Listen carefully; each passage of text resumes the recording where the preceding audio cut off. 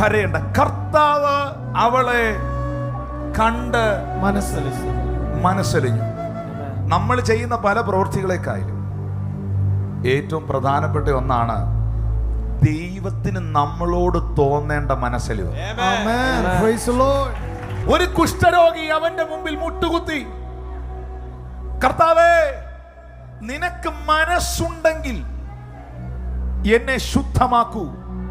അടുത്ത വാക്ക് എന്റെ ദൈവം ആരാണ് എന്ന് വെളിപ്പെടുത്തുന്നതാണ്. മനസ്സുണ്ട്, ശുദ്ധമാകാം. മനസ്സുണ്ട്, ശുദ്ധമാകാം. ആ സ്ത്രീയോട് യേശു പറഞ്ഞു, കരയണ്ട. നാട്ടുകാർ ചിന്തിക്കും, വിധവയായിരുന്നവള്,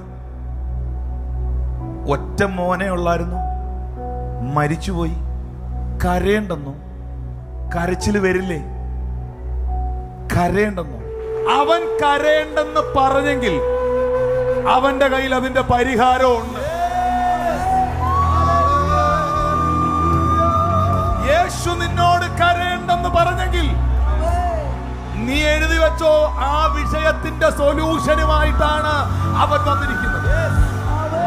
കടഭാരം നിമിത്തം, സാമ്പത്തിക പ്രയാസം നിമിത്തം ഭാരപ്പെട്ടിരിക്കുമ്പോൾ പരിശുദ്ധാത്മാവ് നിങ്ങളുടെ ഹൃദയത്തിൽ ഇങ്ങനെ തോന്നിപ്പിക്കുകയാണ്, വിഷമിക്കണ്ട. നിങ്ങളുടെ കുഞ്ഞിന്റെ വിഷയം ഓർത്ത്, നിങ്ങളുടെ മകന്റെ വിഷയം ഓർത്ത് വല്ലാതെ മനസ്സ് കലങ്ങുമ്പോൾ ആരോ ഉള്ളിൽ പറയുന്ന പോലെ തോന്നുകയാണ്, ഭാരപ്പെടണ്ട. അങ്ങനെ എന്തെങ്കിലും അനുഭവം നിങ്ങൾക്ക് ഉണ്ടായിട്ടുണ്ടെങ്കിൽ അത് പറഞ്ഞത് അത് പരിഹരിക്കുന്നവനാണ്. എന്റെ യേശു നിന്നോട് കരയേണ്ടെന്ന് പറഞ്ഞെങ്കിൽ ആ പറഞ്ഞവന്റെ കയ്യിൽ